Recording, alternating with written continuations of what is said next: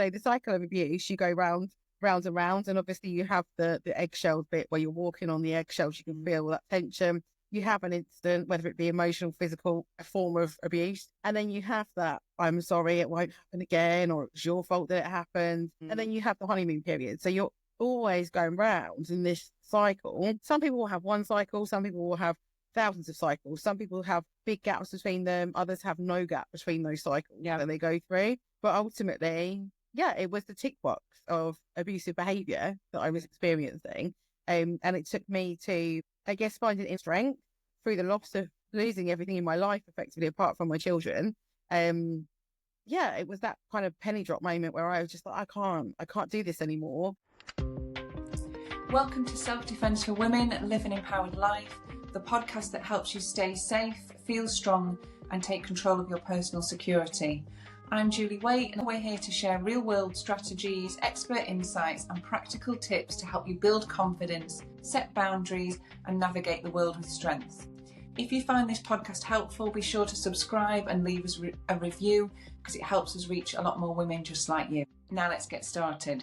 So today I'm here with Sharon Livermore, and we're going to talk a little bit about domestic abuse, because what we often find is that a lot of people come and start our training because they're worried about street safety, attacks from strangers, but statistically women are more likely to face violence from someone known to them, in particular a partner or an ex-partner. Sharon today is going to share her story with us as well as some advice. So I don't know if you could were you all right to start off with sharing what happened to you?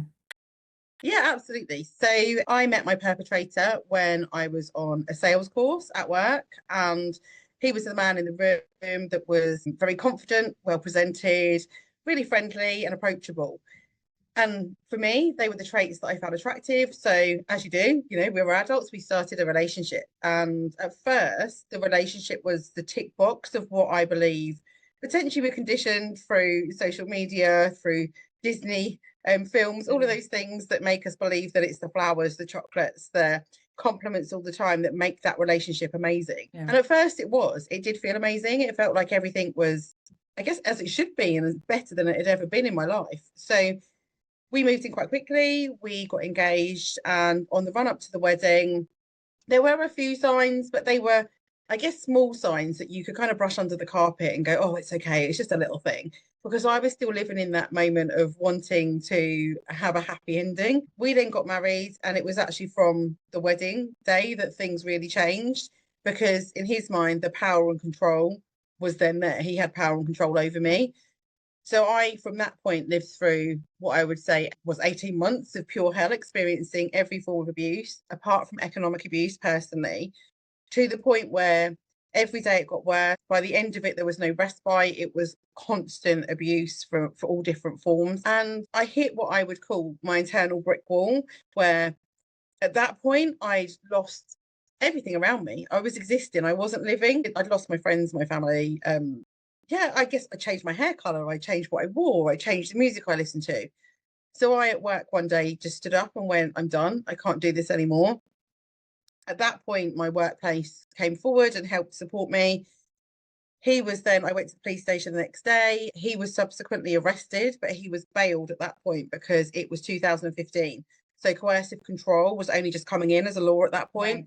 And I didn't have any physical bruising on me at that point.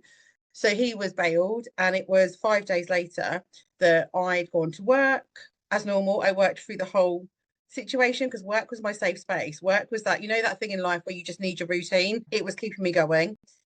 So I went to work. I went in my lunch hour to put a non-molestation order through, which is a protection order, which was granted by the court, but it was going to be served on him that evening. So I went back to work with my office manager who came with me, and we obviously went and spent the rest of the afternoon just trying to make the most of the work time we had. It was a converted barn that we worked in, so really, really beautiful building to work in. But as you can imagine, there wasn't security. Yeah. It was dark outside. We were in the middle of a village, effectively. So we walked across the car park that evening and got into our vehicles. They were parked next to each other, and it was November, so it was cold outside. It was that, when you start your engine up and it's misty in your car, it takes a few minutes to mist. my car used to demist a lot quicker than my office managers because my car was slightly newer. So normally the norm would be I would drive off and off I go home and give her a little honk and a wave and see you later and off you go. That evening she drove off before me. And I remember sitting in my car and just thinking, this doesn't feel right. It was so steamed up. Right. And it wasn't demisting. And so I looked behind me a bit like a horror film and thought, oh, thank goodness he's not sitting there. But then at that point, I was about to drive off and I smelled aftershave. And I knew at that point that something wasn't right, but it isn't a logical situation. So my brain was going all over the place. So I put my hand behind me like this in the footwell, felt my picnic blanket that had been in the boot of my car. So I opened the door, walked round to the boot of the car and lifted the boot up. And in the boot at that point was my then husband with knives, cable ties, masking tape. Oh my God. Managed to run, thankfully. And one of my colleagues came out. He did grab me and two gentlemen came out from another building. Because they came out, he then fled off in my vehicle, what was left running because the engine was running. And subsequently, he was caught by the police the next day and put in prison. But what he'd done was spent 3 days plotting what would have been effectively my kidnap and my murder. He had driven to my home and ankle grinded through the door to steal the spare car key, then driven to my place of work, left his car around the corner, got into the boot of mine. It was a hatchback, so the seats had been loosened. And obviously he would have driven, or when I was driving off, he would have come through the seats. And the rest, I don't need to know what was happened. Obviously the police do because it was captured in evidence. But for me, that was the point where my life was supposed to end, but actually my life began again in a very different format, shall we say, to what it was before. So yeah, I guess, I'm very lucky to be here and use the voice that I have to empower others. I mean, that's actually the first time I've heard your story. I know we've been in touch and we've talked before, but you don't even really know what to say. I mean, I've just got full body chills and thank God you listened to that voice and you listened to those little tiny things and got out and didn't drive off. It was those seconds of decision that I don't know whether to relate it to a sixth sense or I say I have a guardian angel and I have a tattoo of a feather on my wrist for that reason, because there was something that just made me go, no, this isn't right. But obviously it was such a far-fetched situation to be in. So the whole of my mind was so confused at that point. But I think, I mean, I was very lucky. I know how lucky I am. And I know there's a lot of people that aren't as lucky as me. Anything we can do, whether it be through empowering people to make a change, learn how to defend themselves in the best way possible, have education, all of these things come together to ultimately create a pathway for victims and survivors to live an abuse-free life. I guess it's one of those things that you just think it's never going to happen to me, and you're in that relationship that seems the perfect relationship and you just can't believe it's happening. It's a cycle. So the cycle of abuse, you go round and round, and obviously you have the eggshells bit where you're walking on the eggshells. You can feel that tension.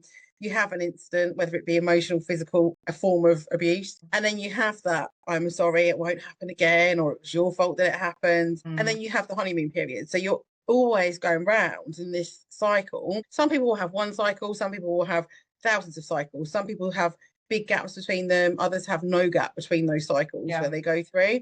But ultimately, it was the tick box of abusive behaviour that I was experiencing. And it took me to, I guess, find an inner strength through the loss of losing everything in my life, effectively, apart from my children. It was that kind of penny drop moment where I was just like, I can't do this anymore. But I was fortunate that I found that inner strength to be able to do that. And not everyone finds it as easy to take that first step. And again, that's why we need to be giving people the confidence and empowering them to be able to make these decisions with the support that's out there. Definitely. And so for people that aren't familiar with this subject, could you talk us through the different types of abuse that they may face? Because I know a lot of people just think it's domestic violence, but it's not just that. It can be other things as well.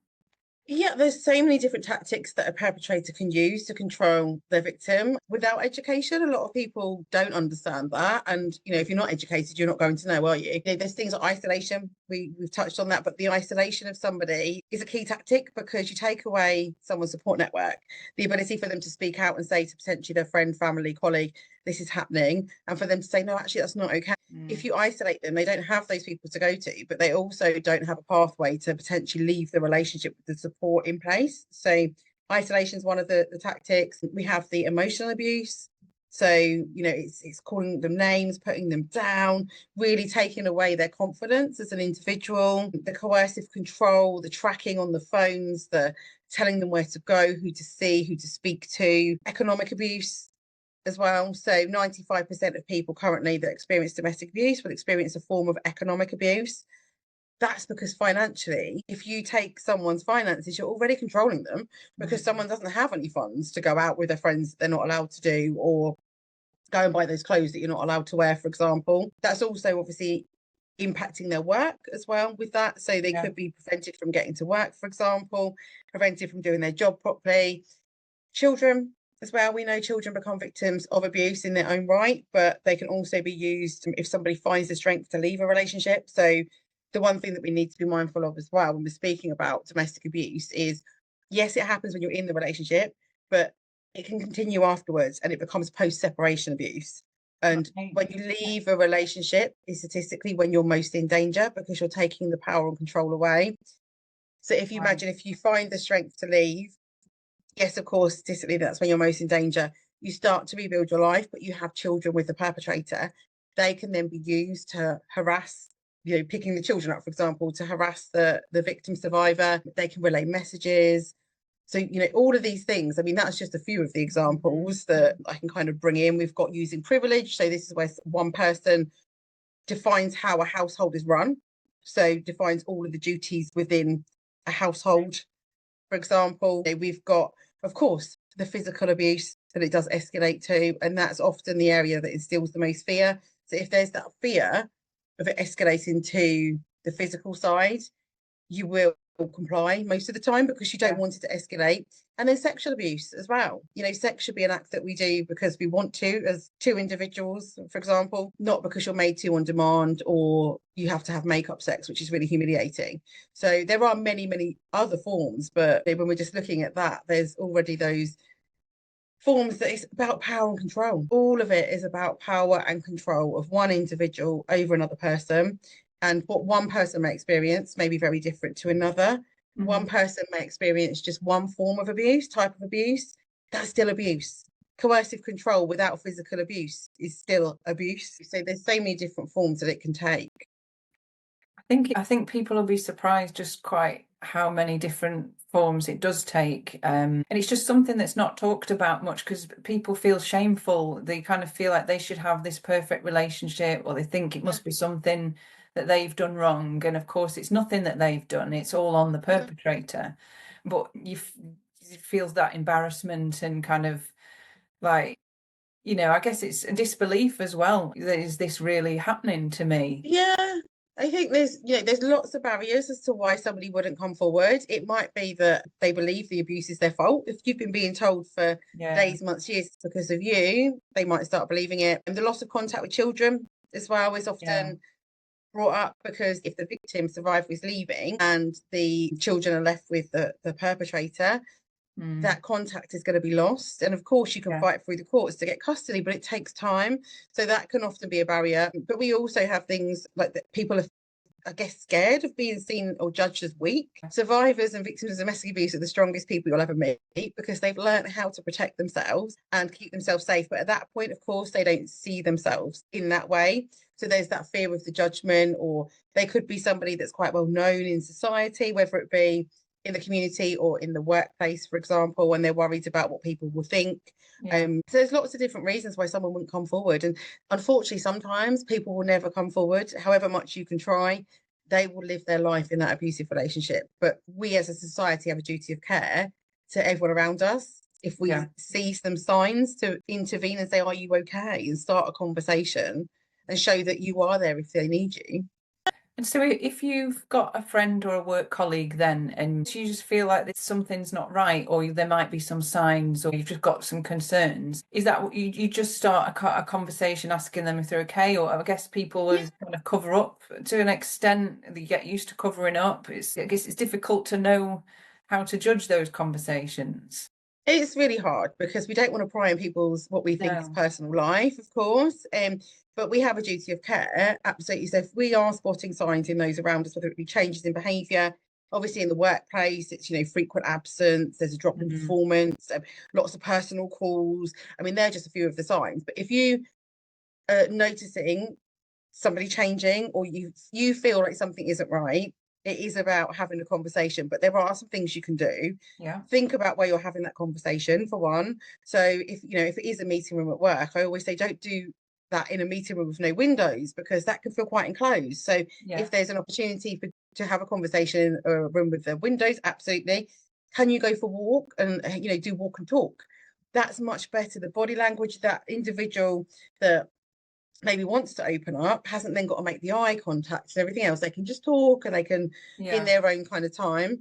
So there are tips, and the language that we use as well. If I said to you, "Are you experiencing domestic abuse?" That's not going to work, because it's a very strong word, and often people won't necessarily realise it's domestic abuse they're experiencing. So it's things like saying, "Are you okay? You don't seem to be yourself at the moment." If they say yes, okay, well, if you ever need me, I'm here for you. And I'm just checking in and making sure you're all good. And don't be afraid to ask them again. We touched on the cycle of abuse. Depending on where they are in the cycle could make a difference as to whether they would disclose. And then if they do say yes, they do need some help. Okay, taking that next level. So are you having any difficulties in your relationship at the moment? Is there anything happening at home that you want to speak about? Not going straight in with the hard language, shall we say, and also not controlling the situation, because ultimately at that point, people that haven't had training will probably go, right, okay, you're going to move in with me, you're going to go pack your bags. You just want to sort it out for them, don't you? You just want to be like, I'll help you, I'll do anything. That could be a very short-term fix, could actually put them in a lot more danger, because ultimately they'd have to go back again. So it's working with them and saying, okay, let's have a conversation and speak about what's been happening. And then signpost. Everyone's job, unless you're a frontline support service, or you're the police, or you're a specialist, is to signpost to those services, because they are the ones that can do the risk assessments. They are the ones that understand the levels of abuse, what support that individual may need. Do they need to go in a refuge? Do they need some help with safety? Do they need an advance on their wages, for example, if that's possible in the workplace, to be able to give them the deposit to move out for to rent a new place? So there's so many different parts that it's a bit like a jigsaw. But what you don't want to do is take over, but you're showing you're there to help, and you're signposting them and supporting them through that process as best you can. But it's not your responsibility to save them effectively. But by following that process, you potentially will do. Yeah, I think as a friend, or just as a good person, you want to save people, don't you? You want to help them as best you can. But I think if people know that just by opening up that conversation, that could be the thing that does save them, but they have to do it in a supported way in their own time, when everything's been organised and sorted out to be as safe as possible. Yeah, absolutely. And that just goes back to when you leave a relationship. Statistically, that's when you're most in danger. That was when my life was endangered, more so than it had been before, because I'd taken the control away. But it's about signposting them and creating the safest pathway possible if and when they want to leave, and not taking over that situation, but being there and guiding them and supporting them as best you can, but also being mindful of yourself, because if you're then dealing with that person, it can affect your well-being. Of course it can, because they're not nice situations to be in, but ultimately by working together it can make a huge difference. And if someone is, if someone is watching this now and they're in an abusive relationship, and they thinking, okay, it's time my time now to do something about this. Where can they start with that? Because it must be overwhelming to try and think about that. Yeah, I think the first bit of advice I would say is speak to a support service. There are many of them that give a person-centered approach. And when I say that, what I mean is depending on the gender you identify with, for example, or the community space that you're in, the culture you're in, etc., there are specialist services that can give the best advice. So for example, you have Karma Nirvana, who work with honour-based abuse. They can be found, I don't know the numbers off the top of my head, but they can be found on Google. I'll list everything below for people. Perfect. Yeah. So Gallup, they specialise in the LGBTQ plus communities. And we have Mankind Initiative for men. We've got Refuge and Women's Aid for women. But there is the National Domestic Abuse helpline as well. But ultimately, the one thing I would say, and this is what I've come across more so, is often people think that if you go to a support service, you have to do the next step. That's not what it's about. So there's that fear of, well, if I go and I change my mind, of course you can. So just see it as that first step. And just because you're taking that first step doesn't mean you have to take it any further, but have that conversation. And then you might want some time to process that. That's fine. As long as you are in a safe space, of course. If you're not, then ultimately you need to ring 999. That's really important, and speak to the police, because they will step in and they will help you and safeguard. But if you're in a position where you've been maybe living with it and you're hitting that brick wall that I hit, an internal brick wall, look at those support services, have the conversation, speak to your employer as well, because if you can't find the time to speak to the support services, because for me, work was the only place I was away from my perpetrator, I wouldn't have been able to speak to support services anywhere else. So if it is something that you want to do, speak to your employer and ask if you can have the time to speak to them during work hours, so your perpetrator will not know.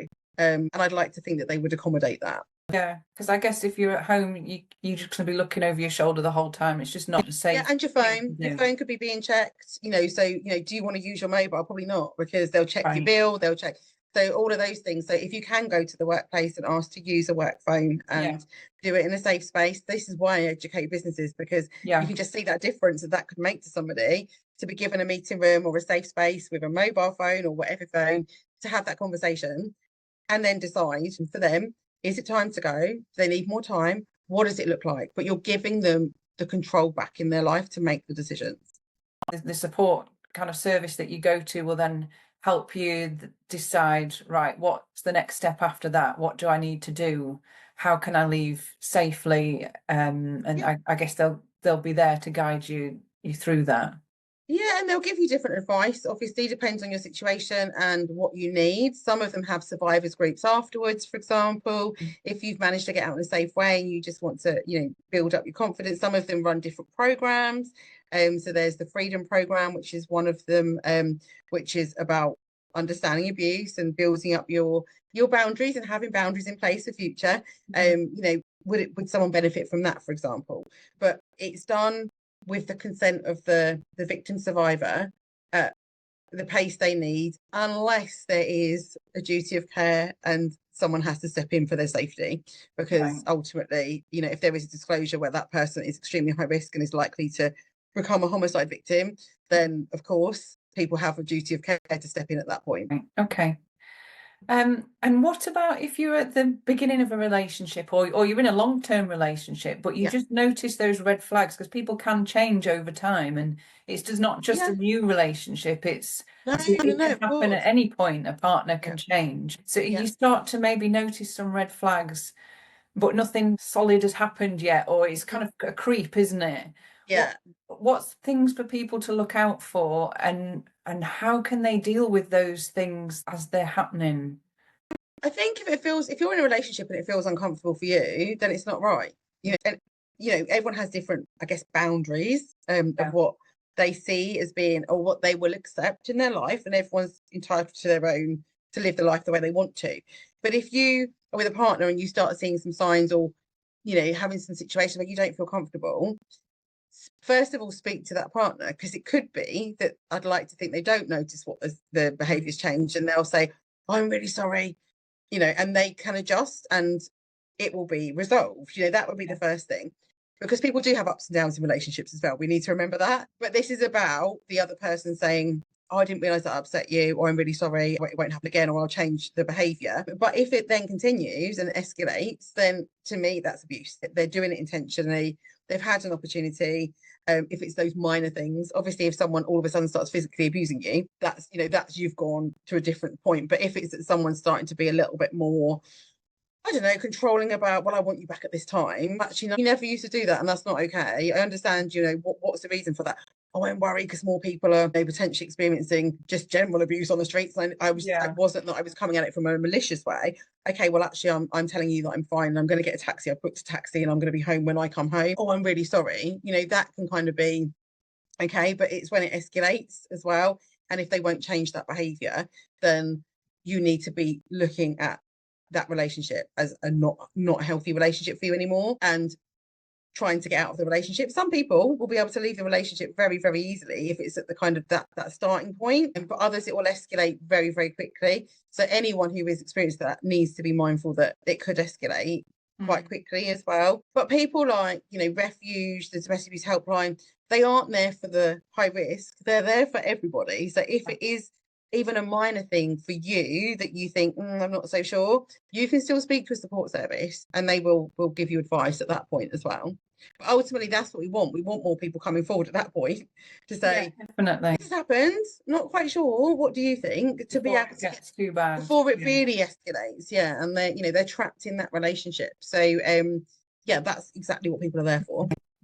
And I think I'd just also say as well, if you do phone one of these support services and you don't maybe feel like you get the response that you need, I know a lot of them are very good, but I have heard as well some people who've kind of not got what they needed. There's lots of other services out there. Absolutely. Because if you're worried, then you should be getting support. So just try different ones. Absolutely. There are many, many, many different ones as well. So if one doesn't suit you the way you want it to, then go to a different one. Yeah. Also, if you don't want to speak to people, like Google, I know I shouldn't point people to Google, but if you're not in a space where, you don't even want to ring a helpline, you can Google and find information as well, which might just help you understand what you're experiencing. The Duluth wheel, so it's also known as the power and control wheel, was created in Duluth in Minnesota, and it speaks about all the different forms of abuse. It showcases as a wheel. It also, if you go onto the Duluth website, they have one around economic abuse. They have different types of wheels. So if you were experiencing abuse and wanted to understand if what you were experiencing was abuse, that's a really useful tool. So you can find that online. So there is information there as well. You don't have to talk to someone. Okay, well, that's really helpful. I'm sure that'll help a lot of people. I'm going to list some information below about what you do and how people can get involved in that. But could you just tell us, and I know you go into workplaces and train workplaces, and I certainly think everyone should be asking their employer, do you have a domestic abuse policy? Are you able to put training on for people? Can you tell us a little bit about what you do and how they can access your services? Yeah, absolutely. So I work with businesses predominantly across the UK, educating them on domestic abuse so that all employees understand what is domestic abuse, the forms it obviously takes, the signs to look out for. How do we start a conversation? Where do we refer to? Obviously, what we've been speaking about today, but in a lot more detail, because ultimately workplaces can often be the only safe space. So it is working, it is changing and saving lives. Also having a policy, I've created a policy that is a free template domestic abuse policy that organisations across the UK are downloading and using. It's adaptable. So there is in my mind, there's no excuse, because you can have that for free. That's a free tool. Obviously, you can have it, but it's part of a process. You need education and training. You need to change the culture in that workplace so that every individual there can come forward if they need it. But it is saving and changing lives. So absolutely, if anyone is watching this and hearing this and wonders if they've got a domestic abuse policy at work, go and check, go and find out. And if you haven't, you can go onto my website and download it for free, or encourage your managers, if you've got HR teams, to download it. And again, education and training, so important for organisations, not just for the victims that are living with it now or people that will potentially become victims, but also as a preventative measure, because often people come on one of my sessions and then say, I didn't realise that was abuse. Okay, my boundaries have changed. So just from doing that session, if they met somebody new, they've already got that boundary that goes, no, this isn't quite right for me. Thank you very much. So it is working. It's just, spreading it further afield so everyone has the same education and support that they need. Yeah. Oh, well, that's great. And I'll list all your links below so people can find those. Thank you. And I hope that's been really useful. I'm sure it's been really useful for people. And just like you said, giving yourself that confidence to set your own boundaries and challenge the red flags and the behaviours before things escalate. Just to know that if I'm not comfortable in this relationship, I can speak up, I can challenge that, and I can make changes that's, for the best, for how you feel. Yeah, and I think, obviously the work that you do with the self-defense and building the confidence is so important for people that have lived through it and kind of come out the other side potentially, just to have that extra bit of confidence and understanding on how to defend yourself if you need to is absolutely so needed. Yeah, the resilience it will give you as well. Absolutely, I encourage everyone to do it. Well, thank you, Sharon. That's absolutely brilliant. Thanks for your time. Thank you very much. Yeah, I hope people will get in touch and get their workplaces on board with this. Absolutely. Thank you. So that's it for today's episode. If you want to join our community, we will share a link below where you can join our email newsletter and you will get 30% off our online self-defense courses. You'll also get a free guide, 50 street safety tips you can't ignore, and then you'll get monthly self-defense tips straight to your inbox. And if you enjoyed this episode, please subscribe, share it with someone and leave a review, and that will help more women stay safe. Thank you.